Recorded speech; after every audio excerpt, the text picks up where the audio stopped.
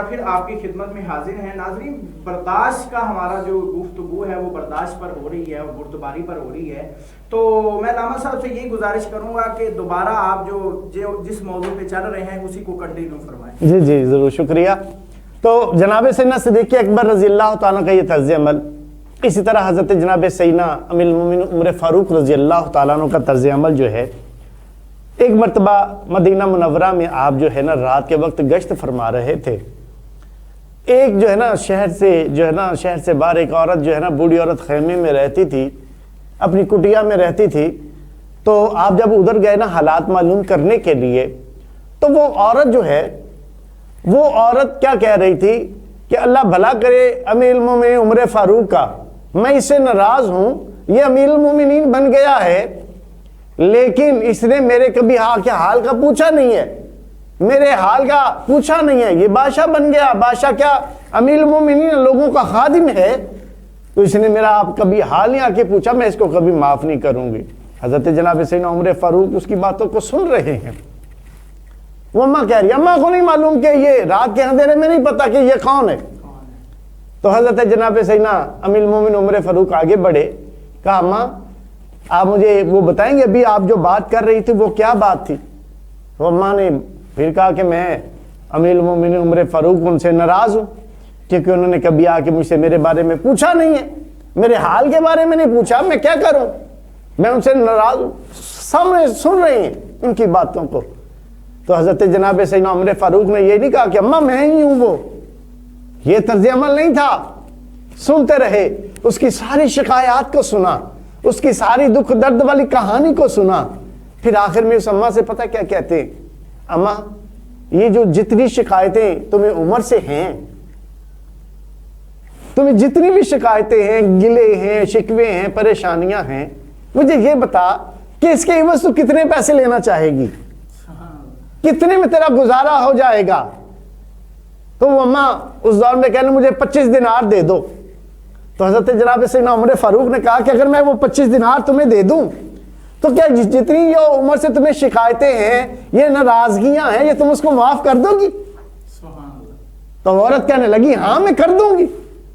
تو حضرت جناب سیدنا عمر فاروق نے ایک پیپر نکالا، ایک پرچہ نکال کے کہا اماں یہ میں نے نا ایک لکھ دیا کہ تو نے نا عمر کو یہ معاف کر دیا ہے یہ 25 دینار کے عوض، تو تم مانتی ہے اس بات کو؟ کہنے لگی ہاں میں مانتی ہوں، میں نے یہی کہا کہ میں ساری شکایتیں جو ہیں، جتنی بھی میری اس سے ناراضگی ہے، میں ختم کرتی ہوں.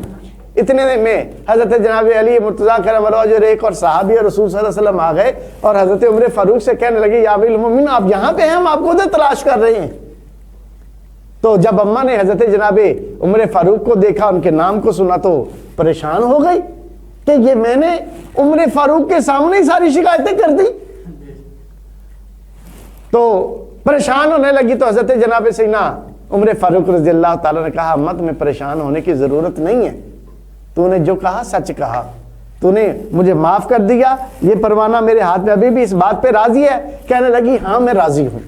تو پھر آپ نے وصیت کی اگر میں مر جاؤں، میرے جانے کے بعد یہ میرے ساتھ اس کو دفنانا. یہ تھا ان کا طرز عمل، یہ تھا ان کا مقام، برداشت کا مقام. دیکھیں نا کہ کس قدر ہر ایک چیز کو. اسی طرح ایک اور آدمی تھا، آپ جو ہے نا رات کو گشت لگایا کرتے تھے. ایک گھر میں دیکھا کیا کہ ایک آدمی ہے وہ شراب پی رہا ہے، شراب کے چند گھونٹ اس نے لیے تو اس کی گھر والی کہہ رہی ہے کہ نہیں ایسا نہیں کرو. تو حضرت جناب سیدنا عمر فاروق جو ہے اس کی باتوں کو سنا اور آپ نے اس کو روک دیا، ادھر سے ڈانٹا. جب ڈانٹا تو صبح ہوئی، وہ شخص حضرت جناب سیدنا عمر فاروق رضی اللہ تعالیٰ کی بارگاہ میں آ گیا، کہنے لگا عمر فاروق میں نے ایک گناہ کیا، آپ نے 3 گناہ کیے ہیں. سارے بیٹھے ہوئے اور سارا کچھ جو ہے یہ کیا معاملہ بھائی؟ فرمایا کہ وہ کہنے لگا کہ میں نے رات کو شراب پی، میں اپنے جرم کا اقرار کرتا ہوں، مجھے جو سزا ہے وہ ملنی چاہیے، لیکن اے امیر المومنین آپ نے 3 غلطیاں کی. پہلی غلطی آپ نے بغیر پوچھے کسی کے گھر میں جنگ کے بات کی. دوسری بات آپ نے بلا وجہ ڈانٹا، اس وقت کہا بغیر کچھ کہے. آپ کو کہنا چاہیے تو الگ سے بلا کے سزا دیتے. پھر کسی کو باتوں کو سننا کیا یہ اچھی بات ہے؟ تو حضرت جناب سیدنا عمر فاروق نے یہ سنا اور کہا ہاں یار واقعی اتنے سارے بیٹھے ہوئے تو یہ بات کرنا. تو حضرت جناب سیدنا عمر فاروق نے کہا ہاں میں نے یہ غلطیاں کی ہیں یار، اب بتاؤ اس کا کیا کروں، کیا مجھے معافی مل سکتی ہے؟ تو کہنے لگا ہاں میں آپ کو معاف کروں گا. تو حضرت جناب سیدنا عمر فاروق رضی اللہ تعالیٰ اس کو پتہ کیا کہتے ہیں کہ تمہیں بھی میں جو تم نے شراب پی اس کی میں معافی دے سکتا ہوں، اس گناہ کی تجھے بھی معافی سزا میں اس طرح دے سکتا ہوں کہ تو آئندہ کے بعد وہ کام نہیں کرے گا، اور تجھ اس کے بدلے میں جو میں نے غلطیاں کی ہیں وہ میری غلطیوں کو معاف کر دے.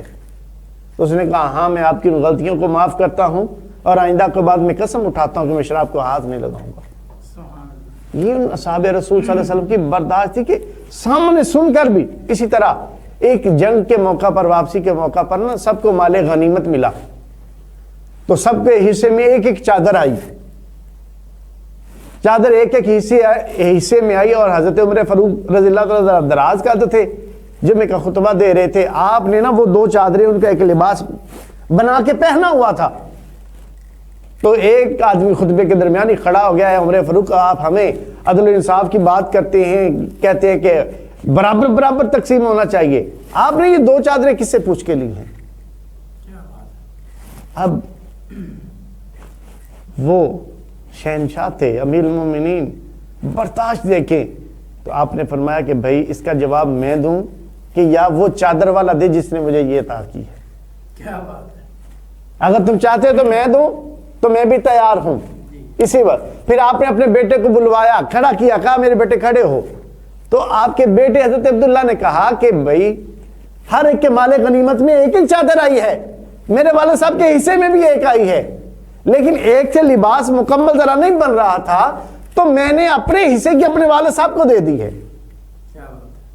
تو دیکھیں اتنے بڑے مجمع میں بھی کھڑے ہو کے وہ لوگ باتوں کو سنتے تھے، اپنے اوپر ہونے والی بات کو وہ ایکسپٹ کرتے تھے اور پھر اس کا حل نکالتے تھے، کبھی غصہ نہیں کرتے تھے. حضرت جناب سیدنا عثمان غنی رضی اللہ تعالیٰ جب بلوائیوں نے حملہ کیا، آپ قرآن مجید کو پڑھ رہے تھے، پڑھتے پڑھتے انہوں نے شہید کر دیا، لیکن پھر بھی آپ نے کہا کہ میں نے یہ سارا اس لیے برداشت کیا کہ میری وجہ سے کوئی دنگا فساد نہ ہو.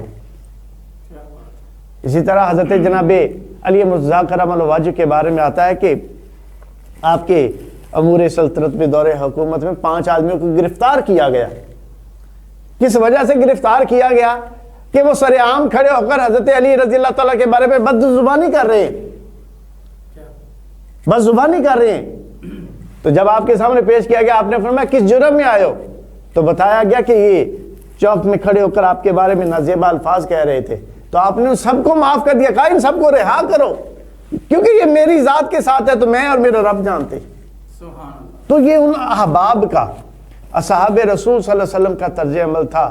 تو رسول کریم رؤوف رحیم صلی اللہ علیہ وسلم کی شان کیا ہوگی، آپ کا مقام و مرتبہ کیا ہوگا؟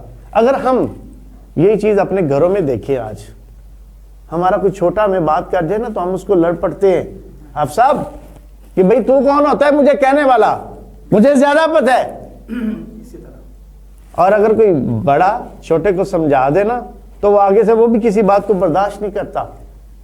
بات طول تکرار پہ آ جاتی ہے، جب طول تکرار پہ آتی ہے تو بات بڑھتی جاتی ہے.